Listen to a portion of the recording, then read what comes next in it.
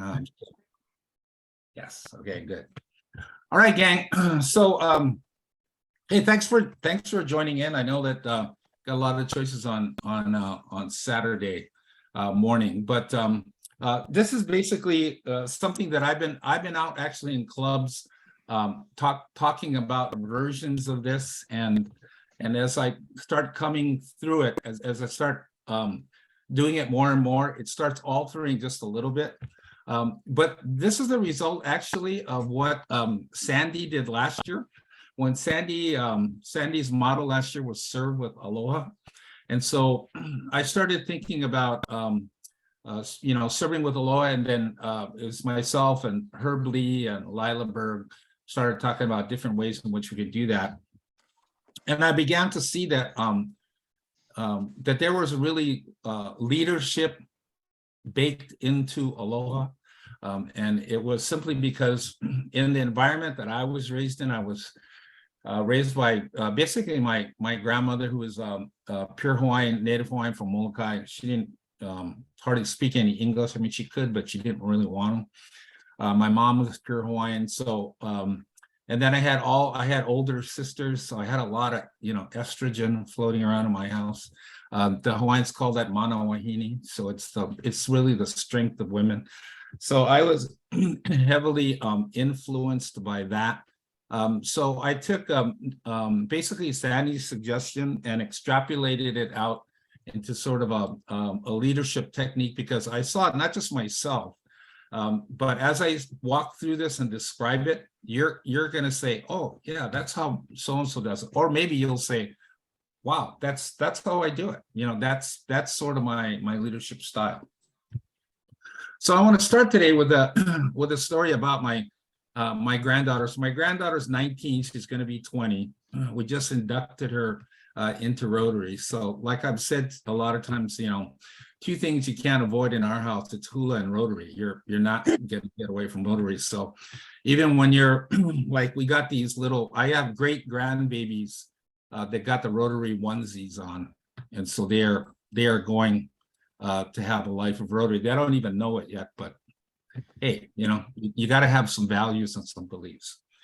And so when we inducted Zoe into our club, I told her, all right, dear, you got 3 years before you're going to be the club president. And she says, Grandpa, I can't be club president. I mean, in 3 years, I'll only be 23. And so I'm like, so your point is what?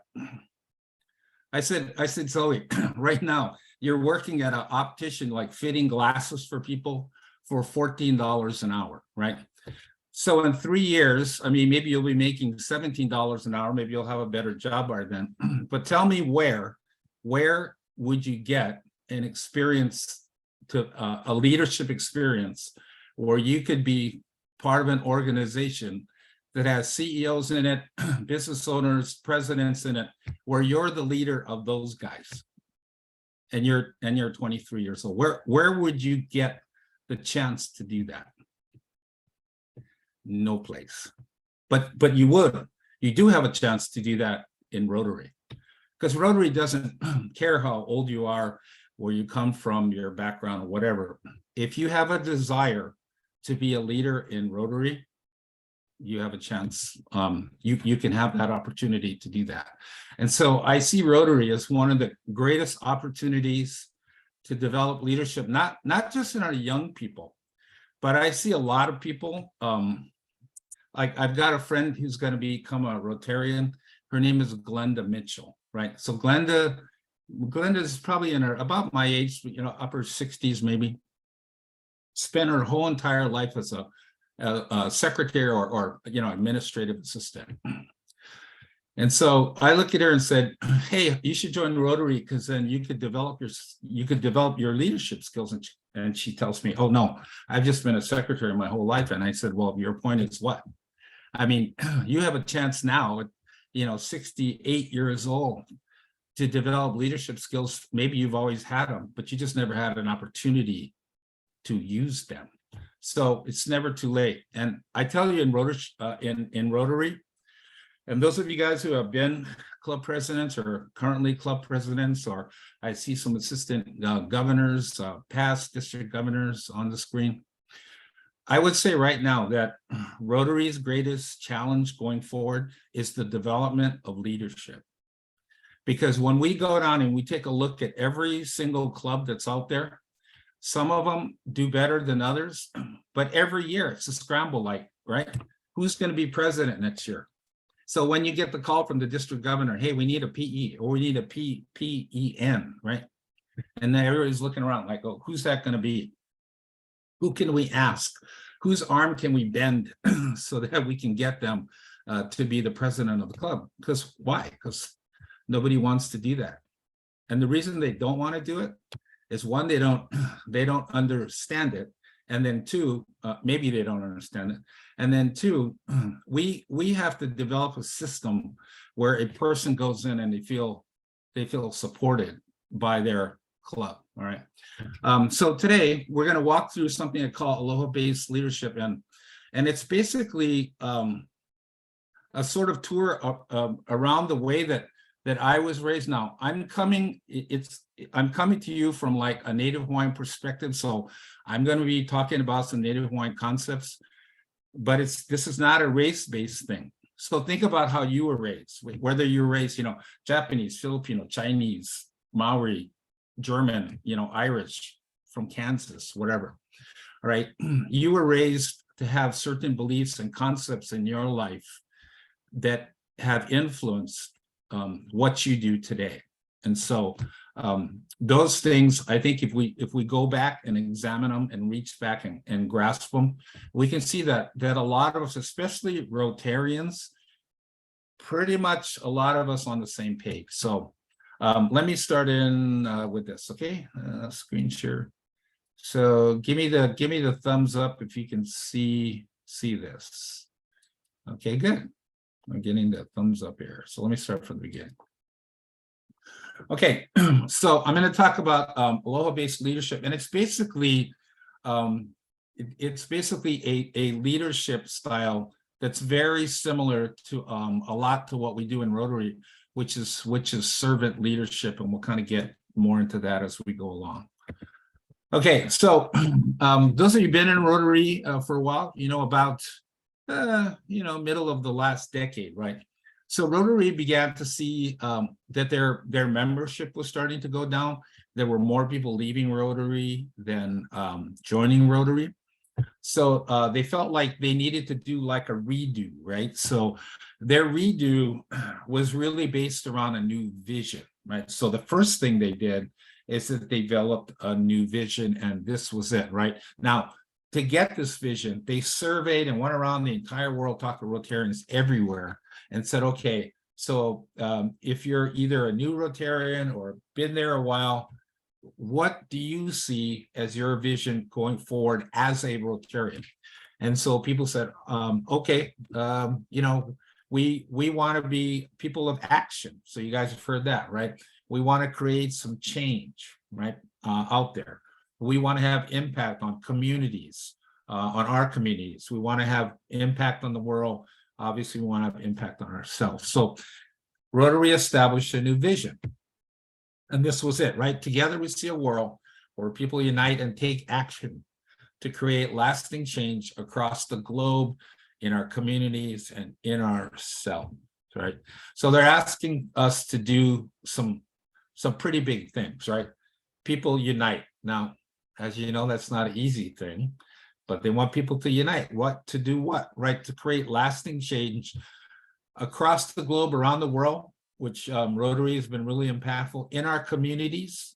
And I think in our community, as I look around our East Hawaii community, Rotary is really impactful, and mostly right in ourselves, because if that change doesn't happen within ourselves, not going to happen really anywhere, right? It's like being on the airplane. Hey, rapid decompression, mask is going to come down. Put your mask on, and then help your children or whoever needs help around you, right? Got to help yourself first. So number one thing is change it in ourselves. All right, so how did they make this vision reality? Now, those of you who've been in Rotary, we've gone over these strategic priorities, right? So the strategic priorities, quickly, I'll talk about them.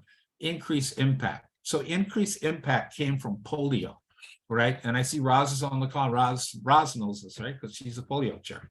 Is that when in 1983, when Rotary decided to take on polio, it made a huge impact. I mean, we got really close. I mean, so close to just wiping the thing out. Now, there's a few isolated cases, but Rotary made a huge impact around the world because they took something on, right? So increased impact. So expand our reach is a direct correlation to membership, right? Because if we want to expand membership, get more membership into Rotary, get more Rotary members, right? You can't expand Rotary inside Rotary. You have to expand Rotary outside Rotary. So expanding our reach is basically doing outreach. You're talking to people that are not Rotarians, expanding our reach out into the community. So expand our reach had to do with membership. Enhance participant engagement. Now, if your club is like my club, it's probably half of your members are pretty active, but there's about maybe 25% of your members that are just on the rolls. You hardly ever see them. They don't participate much, right? So enhanced participant engagement was really directed to the people that are in clubs that are just sort of sitting there and they're not engaged, right? Because for Rotary to make an impact, we have to have engagement from everybody. And we're going to talk about engagement here in a little bit. All right, and then the fourth one was increase our ability to adapt. And luckily, we had a worldwide pandemic a couple of years ago, which really helped to increase our ability to adapt. Because what it's saying really is that, you know, Rotary has to change and adapt with the times, right? So at one point a few years ago, I tell the story a lot. I had 3 members in my club that were all Rotarians over 50 years each, right? They're all in their 80s or 90s. And when I asked them, so in your 50 plus years, I mean, I had Jimmy Susan there, who was a Rotarian for 64 years.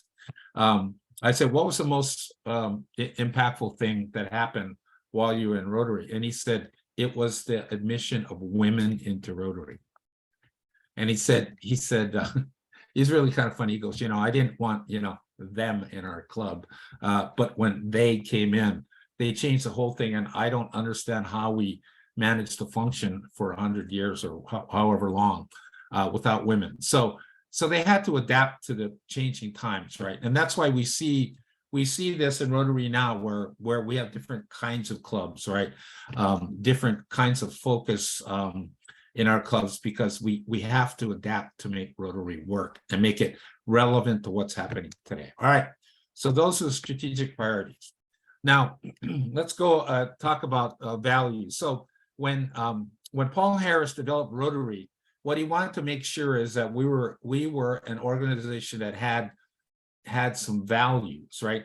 And so what's kind of cool about Rotary is that we get up every meeting and talk about the 4-way test, so we can remind ourselves that these are the values that are important to us, right?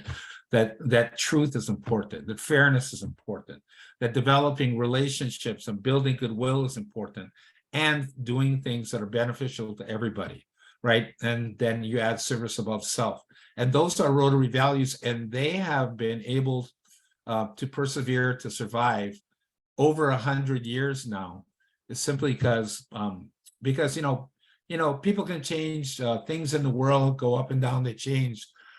But solid values like this, truth, fairness, goodwill, relationships, being beneficial to all, you know, in 125 years since Rotary got invented, none of that has changed, right? There's still serviceable. So these values are really important. Why? Because they dictate how we behave, what we do in our daily lives. It's got to have values. All right.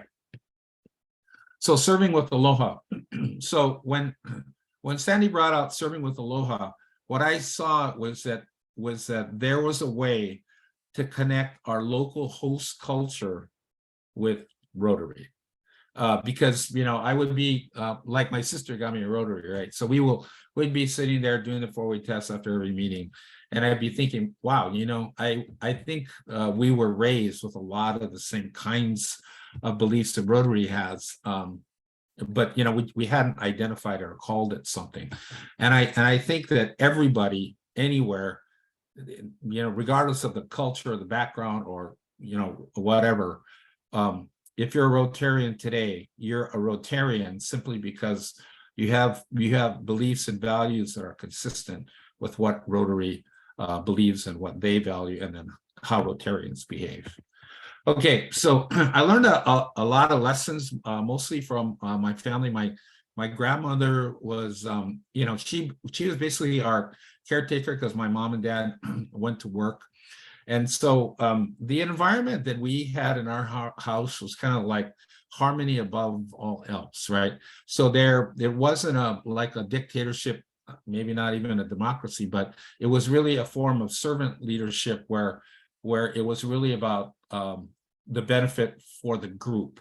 Like, what does the group need to do so that the group can go forward, right?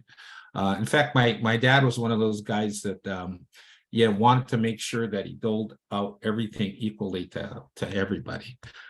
So we saw that growing up as kids, that that it wasn't about our personal ability to stand out. It was like how the group was going to move forward, right? And then how it's going to participate in that. So servant leadership, like Aloha, it's focused on the mutual benefit for all. And that's, and in a lot of places, that concept's really kind of hard, because a lot of people are raised to say, hey man, it's about me and I got to get mine. And, my whole thing is to try to do the best I can. And if, people can't keep up, well, they can't keep up. Well, what I see, it's kind of like this, right? So, my wife works in an office, right? And so there's a gal that works sort of in the front of the office, and then there's 3 back offices back there, and she's in one of them, right? And so there's air conditioning right back there, right? So the gal that sits in the front, right, because she doesn't like air conditioning, she's one of those fresh air people. She opens the door so that she can have fresh air coming into the office. So what does that do though? It shuts the air conditioning off, right? So the people in the back, the 6 people that are in the back offices, they're all roasting while she's sitting there getting the fresh air. See, in our family, that would never happen, because you're never going to put yourself above the welfare of everybody else, right? So it's sort of a conceptual thing. Now, think about your family. Maybe your family was like that, maybe it wasn't, but our family was really about, it has to be beneficial for everybody. It's not beneficial. Okay, so Aloha-based leadership is really basically looking at people that we lead as our family, as opposed to like members of my club, or you're my, my workers or my employees or whatever. Now in Hawaii, that's not too much of a jump, because a lot of people do lead like that. But in a lot of other places, it's like, I'm the boss and you're not. So, I'm the club president and you're not. So basically, you're going to do what I tell you to do because I'm in a position of authority, right? Aloha-based leadership is like, we see everybody all sort of on the same plane, and then you're the leader, and your job is to move the whole group, right? It's like that whole point about when the tide goes up, all the boats go up. So, we think of it kind of like that. All right. So if you're going to treat people like family, and like that picture in the middle, that's my family right there. So yeah, we got a lot of people to do work here. All right. So what are your family priorities, right? There's safety, and as a family, your first job as the leader or the main person in your family is to make sure everybody's safe, right? And that's just not physically, it's also mentally, emotionally, all that. So there's safety within your group. So when I look at my club, my first priority is to make sure that, everybody's safe. Nobody's being, attacked, made, emotionally, they're not made to feel bad or feel wrong about stuff. That we're in a good place where, nobody's going to get run over by a truck or whatever it is. Safety first priority. Second priority is really values, right? And just like Paul Harris did when he set up the 4-way test in service above self, he knew that if we didn't have values, right, that we weren't really going to go anywhere. We weren't going to be an organization that was going to prevail, right? And so, you know, that saying, right? You know, if you don't believe in something, then you'll fall for anything. And my dad used to say that to me all the time, right? So values are important. What are your guideposts? What are the bumpers that keep you going down the center lane, right? So values are important. And then the last thing, and I believe, this is me personally, I believe that the primary function of leadership is to provide opportunity, right? Opportunity for people to learn, opportunity for people to lead, opportunity for people to serve, opportunity for people to participate. It's our job as leaders to provide opportunity, right? And you take somebody, I don't know, Randy, our DG's on the call, but Randy, he prides himself in being the chief delegator, right? And so he clearly sees that his job is to provide opportunity for people to participate, learn, serve, all of that. Okay. So I'm going to talk about some of the values that I saw in my family. There's 4 of them, and then I'm gonna come back and I'm going to relate them to Rotary strategic priorities, and I'm going to talk about that. Okay, the first thing is Hawai'i, and Hawai'i means respect. It means giving value to things, right? And the basis of that, so you guys that live here a long time, you hear this the term pono, right? Well, that's not pono, or you know, it has to be pono, and pono we know means it has to be fair, it has to be just, it has to be right, right? So, but the whole system of pono, and it was really developed in the Hawaiian's belief system. It's all based on the fact that you have respect, because without respect, there is no pono, right? The other concept is pilina. And so I don't know if you guys have heard of that. I mean, if you listen to Hawaiian music, you hear pilina a lot, right? So what pilina means, pilina is the relationship. So people talk about relationship, but it's also beyond that, it's about connection with people, right?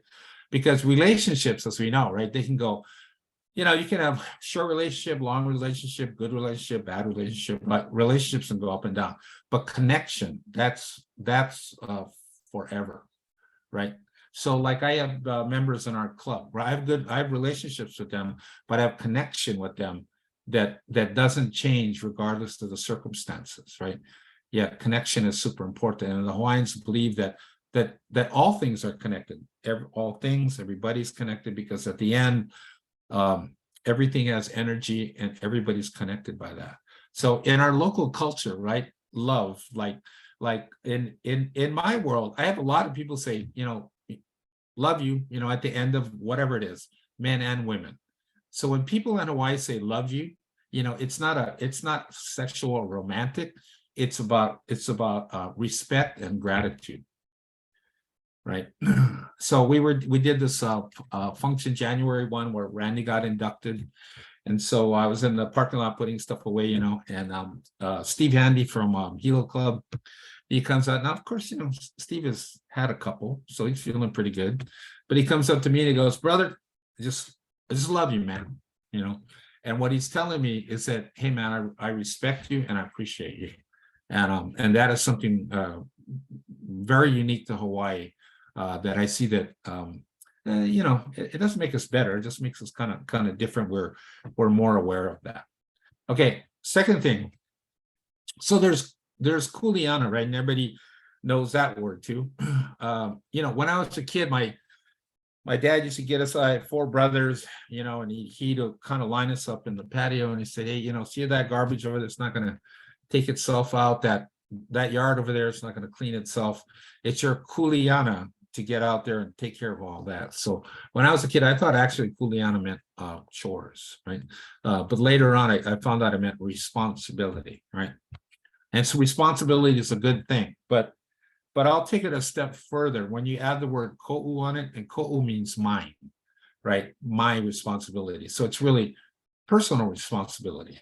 So later on, I'll talk about personal responsibility and impact, right? So we have personal responsibility, preserve, protect, perpetuate the traditions, like Rotary's traditions, and to keep those going, right?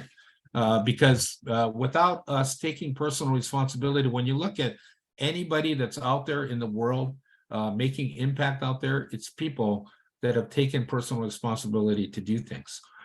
So my good friend Gary Picaro, some of you guys may know Gary and Gwen Picaro, right? So their son Jason, right? When he finished college, he decided, hey, I'm going to take a year off and I'm going to go around the world and go surfing. And I thought, wow, lucky that guy, right? So he goes around the world, goes surfing, and I run into him and I said, so Kahi, how was the surf around the world? And he goes, Uncle, it was awesome, but the thing that I noticed is that everywhere I went had rubbish, man, in the ocean, and some of them was terrible. And so I said, okay, well, you got a chance, you can do something about it. So Kahi got a bunch of people together and they formed Sustainable Coastlines Hawaii. And so they joined with other organizations like Surfrider Foundation. And now, I mean, they make a huge impact out there, cleaning up all of our oceans around, around our state. In fact, they've worked together with Rotary and a bunch of beach cleanups that are out there. But that's just an example of somebody who decided, yeah, I'm going to take personal responsibility to make this happen, right? And so people who make impact are people who take personal responsibility. Okay, so the next one is kupu mau. So kupu, right? Kupu is when you put a seed in the ground and that little sprout that comes up, that's the kupu, right? And so kupu mau means that they always growing, right? Always learning. So the Hawaiians really value this kupu, right? Because the kupu is what grows into the tree, and then that tree later puts down what's called the kamole, the roots that go deep, right? And so our learning, or what we pass on to our generations, it's really about this whole concept of kupu mau, about always learning. And that lifetime learning really is the key to our ability to adapt, right? So if we want to adapt, like for me, I want to adapt. I mean, I want to be able to operate these new apps that come on my phone, and luckily I have grandkids who can say, hey grandpa, it's like this, press that in. Okay, so lifetime learning, it's the key to our ability to adapt. And if we want to grow as learners, and if we want to grow as an organization, and what Rotary is doing, that we have to constantly be willing to learn. Now, I'm in Rotary training, right? So I can tell you that the Rotary, the Learning Center, and for those of you guys who have been through the Learning Center, I see Bev's on the call today. Bev's probably taken more Learning Center courses than maybe anybody else in our district, and simply because you can get in there and all of these courses are, self-directed. You just click on them and start going through them. And it's because Rotary believes that the key to our ability to adapt is that we're constantly learning, right? Okay. I want to tell you a quick story about this bird that's on the screen here. That's the kolea, golden plover.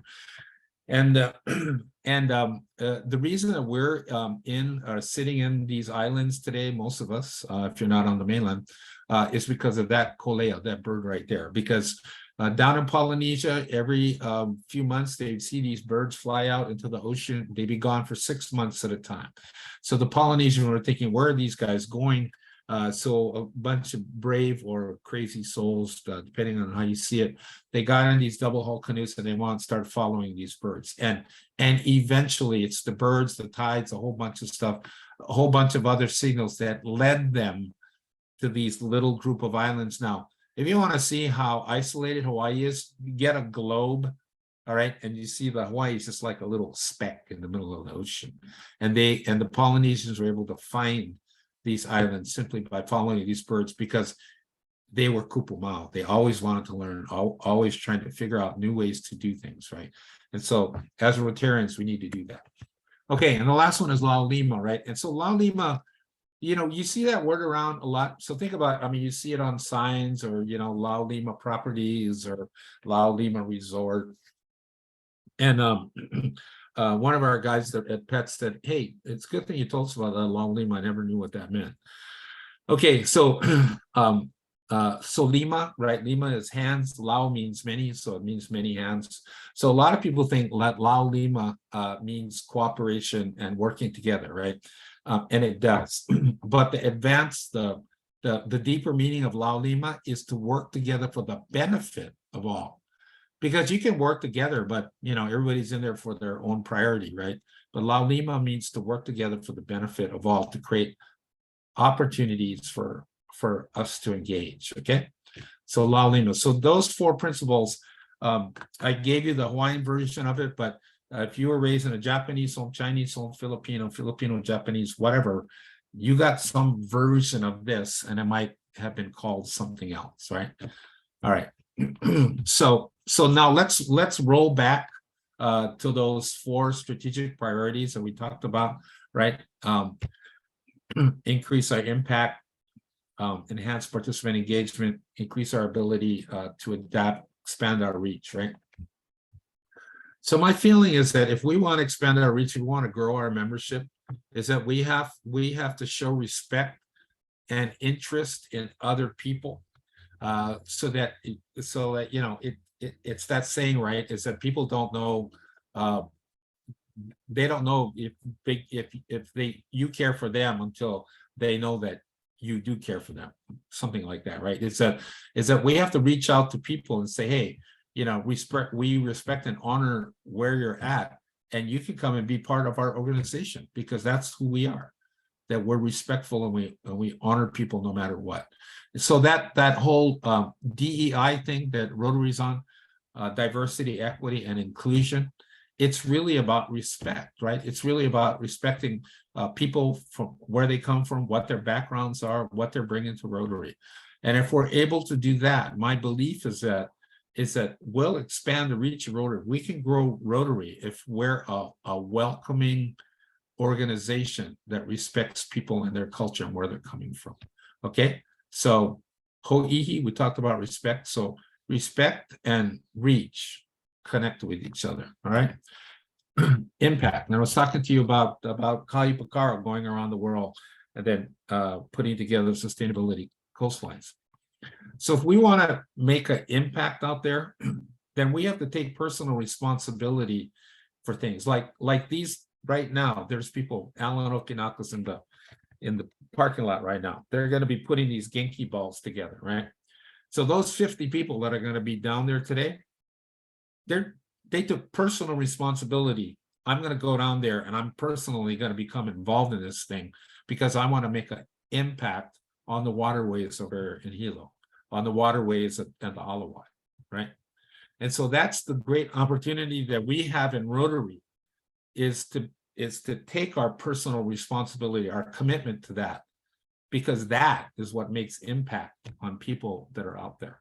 So, if we're talking about what are ways in which we can make greater impact, it's taking personal responsibility, for these cleanups, for painting, for donating slippers, all of the stuff that we do as Rotarians. It's because people in our clubs take personal responsibility individually and as a group to make an impact on something. So that ko'u kuleana, like I said, is the key for that.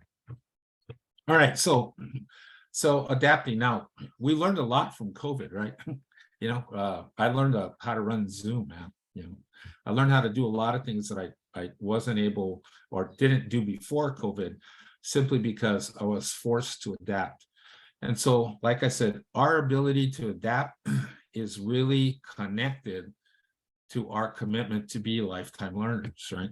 So because the more knowledge we have, and here's the thing about Rotarians, right? And that's why we talk about Rotary IQ, and Rotary IQ is really what's your knowledge about Rotary? And the reason that's important is that we see that Rotarians who are more informed are typically Rotarians that are more engaged, right?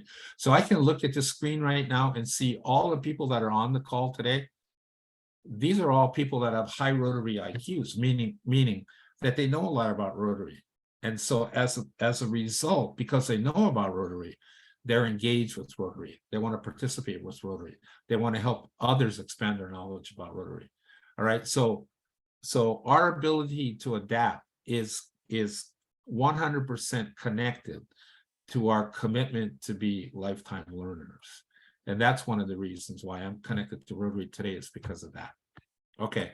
And then the last one is like, if we want to increase participant engagement, if we want to like dig up all the guys in our clubs that are just sort of sitting there on the rolls, of kind of the dead weight of our club, that we have to engage them by simply, and I'm gonna show you a little system here that might work for your club in engaging everybody into your club. Because what Lau Lima means, remember, is Lau Lima means not just to work together. Because, you know, if you say work together, in your mind, it says, well, I'm going to work together with the people who want to work together. No, Lau Lima means that you're going to work together for the benefit of all. We're all going to work together, right? So when my grandma said, you know, we go out in the yard and we'll clean yard, it doesn't mean like, she didn't mean whoever wants to go. She meant we're all going to go out there and we're going to do this because Lau Lima means that we're going to work for the benefit of all. And so remember that one of our primary functions as a leader is to create opportunity for people. And as we can create opportunity for people and people engage, now we have the ability to work for the benefit of all. Okay, so I want to repeat one more time that you know, aloha is not a race-based thing. Like, yeah, I mean, sometimes I do this talk and people say, "Oh, I can't do that." I mean, I'm not really a native Hawaiian. It's just, I said, no, it doesn't have anything to do with being a native Hawaiian. It's about having belief in the values. I'm going to talk more about that in just a second. Having belief in the values that dictate the way in which we behave, right? It's a reflection of what we believe and we value. So it doesn't matter if you're, like I said, you were raised in a Jewish household, Japanese household, you know, Korean, Marshallese, whatever it is, right? We all have values that were passed down to us and basically given to us by other sources. And it's up to us individually to decide, all right, what values really work for me and what can I really incorporate into my life that can make my life more meaningful and therefore increase my ability to impact others by going out there and doing good in the community, right? So aloha is not a race-based thing. And so I want to make sure that you understand it, because even though I came from this Native Hawaiian perspective, each of you could do exactly the same talk I'm doing right now and just talk about whatever values you were raised with in your household. Okay, so I'm throwing this out there as an idea, right? And so what we saw, or what we're seeing in our club, and I use my club, and thank goodness my club's cooperative. So I come up with these ideas to try to help improve how our clubs do, and then I guinea pig my club on it. Now luckily they're cooperative and they don't mind doing it. So what we decided, like first, that we were going to split our clubs into like 6 areas, and just have people manage these teams instead of doing it as committees. But then what I saw is that 6 was too much, and that in Rotary, so Rotary has 3 major things, and I know this because this is what we teach at every PETS, every leadership seminar, whatever. So the 3 things that Rotary is focused on: foundation, right? Membership, the expansion of membership, and our public image. Those 3 things. And so almost every training we do has a combination or one of those, right? So I thought, okay, so if we have a limited amount of people that wanted to be in leadership, and the clubs are struggling to figure out who's going to be what, right? How about if we just divide it into 3 teams? And so the 3 teams basically is like the meetings team, which I call the hui, right? The finance team, which is the kala, which means money, and the service team, which is the kokua, which is the people. Kokua, everybody knows that word, it means help, right? So the meetings team basically manages any club gatherings, right, including regular meetings. The finance team, basically they're in charge of raising, collecting, managing, or anything that involves money. And then the service team basically works on engaging the club in joint, and I want to stress, joint projects with other clubs, because I mean, your club, even if it's a big club, can go out there and you can have 20 people come out and pick up the rubbish. But like in East Hawaii, all of our clubs, like this Genki ball thing, all right, the Pahoa Club was really behind this thing, right? And so Susie Osborne is head of Pahoa Club. She was really driving this thing. Pahoa Club has 8 members. 8. So if just Pahoa Club showed up, and if 50% of the club showed up, they'd have 4 people, right? Because in East Hawaii, we saw or have seen or know that if we work collectively together, that our impact is greater. Today we have 50 people out there, 50, and Susie could have never done it just with her club. So I want to really encourage clubs to work with their neighboring clubs, and you guys that are the assistant governors. I mean, you guys are all seeing this phenomena happen. So so keeps the club active in joint projects. And so one more thing about yeah, okay. So I just changed the slide now. So then what about the public image guys? So the public image guys come under meetings, right? And they report and they promote on the website, social media, all of that. So the public image guys kind of come underneath the meeting group. And then the HYRF scholarship groups, global grants, foundation giving, all come under the Kala group, the finance group. And so everybody works together. And then membership and service get tied together, because I see that the best way to really develop membership is through service. Because what do we do, right? So somebody calls up and says, hey, Sonia, I gotta do one luau. Can you help my sister there? We need servers or whatever. What's Sonia gonna do, right? Sonia's gonna call her friends, her family, her neighbors, whatever. And they're gonna come and they're gonna help her, right? And so when that opportunity happens, right, that's where we go. So to me, in my estimation, if we want to grow Rotary, that's the best way to do it, is to do service and invite people to participate in service, and then say, hey, you know, if you want to help us, you want to do more of this, join Rotary. So it's not like a new idea, right? So clubs have been doing it that way. So here's an idea. Now, if you want to have this whole slide deck, I'll go ahead and send it to you. I think I only got one more slide to go. And if I can get the thing to change here, I can make it go. Okay, so here's the last slide. All right, so all of this is really about sustainability, right? Because we can't keep Rotary going and sustain it and grow it unless we have these 3 things, right? And attitude. So what's attitude? Attitude is how you think and feel about something, right? So it's 6 o'clock in the morning, like some of you guys who are morning clubs, right?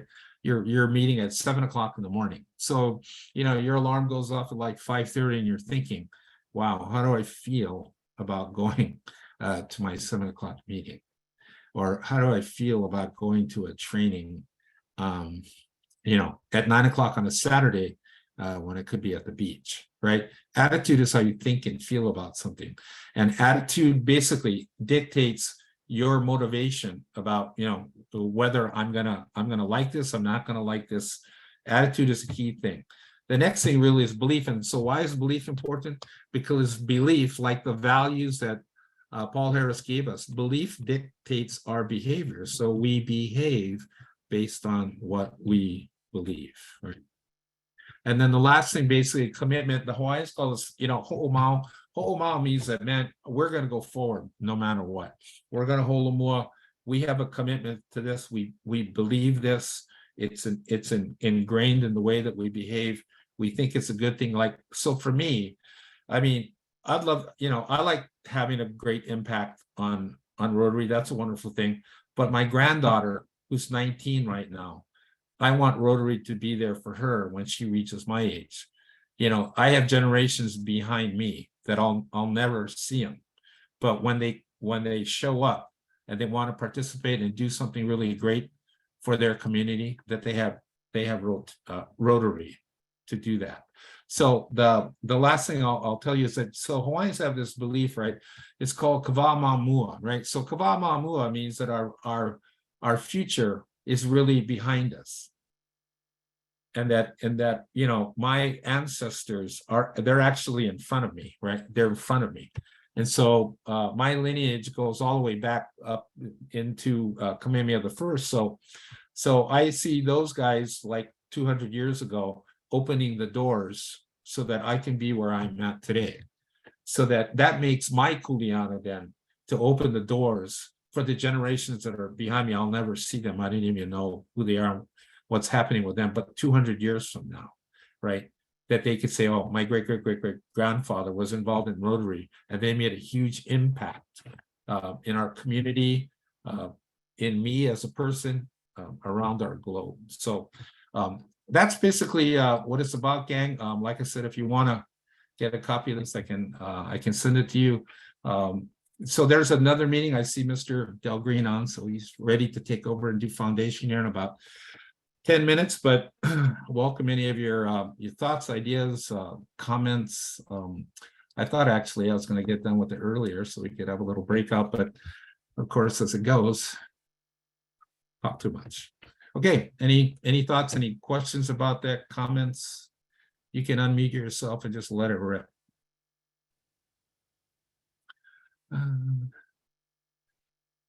Okay. All right. Okay, I have I can see your comments in there. You know, I will say that, I mean, obviously I think a lot about this kind of stuff, right? So when I roll over in the morning and kiss my wife good morning, I say, you know, I was thinking about expanding our reach. And she knows that I'm talking really about Rotary. You know, I'm not proposing anything new, but you know, if this stuff is on your mind and Rotary is important to you, then you'll do things and help things.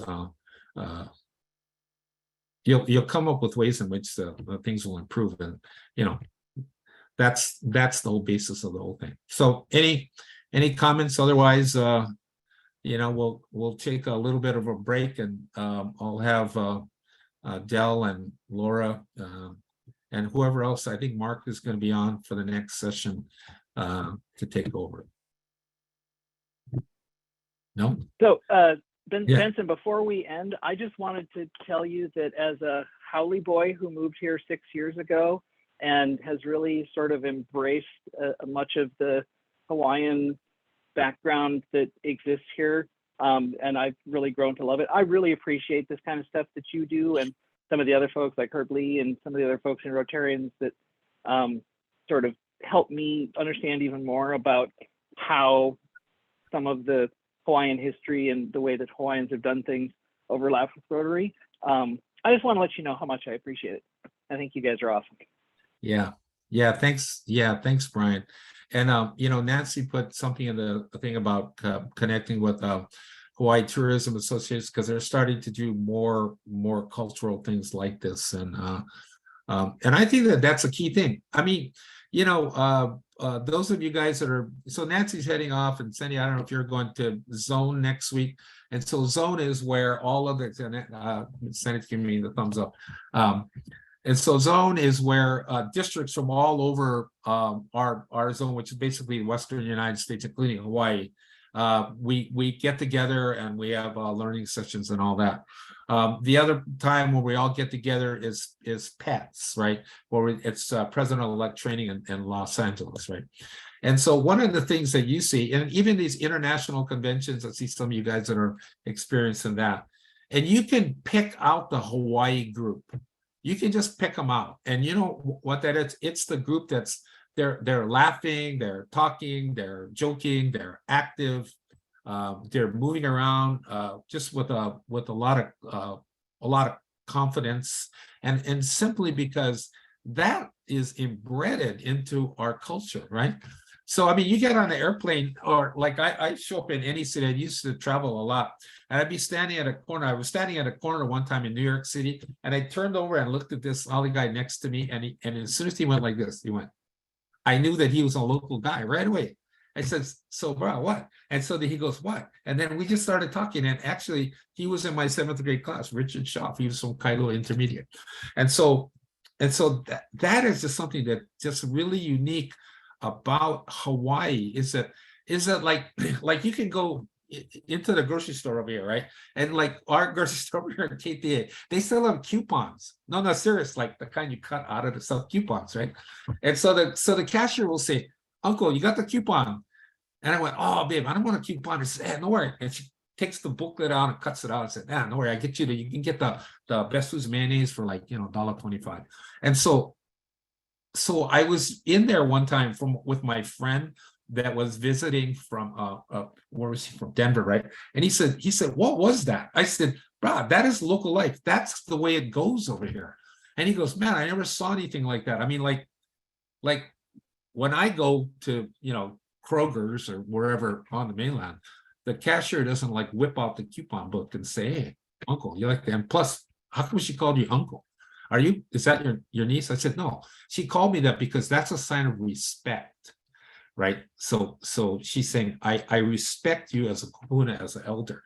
And he says, "Man, that's crazy thing." But that's why I feel, and I'll always say this, is that Rotary in Hawaii is really, it's a unique experience, and it's not better than anybody. It's just different, right? And so that cultural cohesiveness that we have, that we're all raised with and we understand, that is something that, man, we can build on that to just expand Rotary in great ways. So thanks a lot. I'll stop talking now, and I think Mark, are you leading the next group, or is Del leading the next group? Who's leading the next group? In fact, wait, let me stop the recording here. Let's go. Yeah.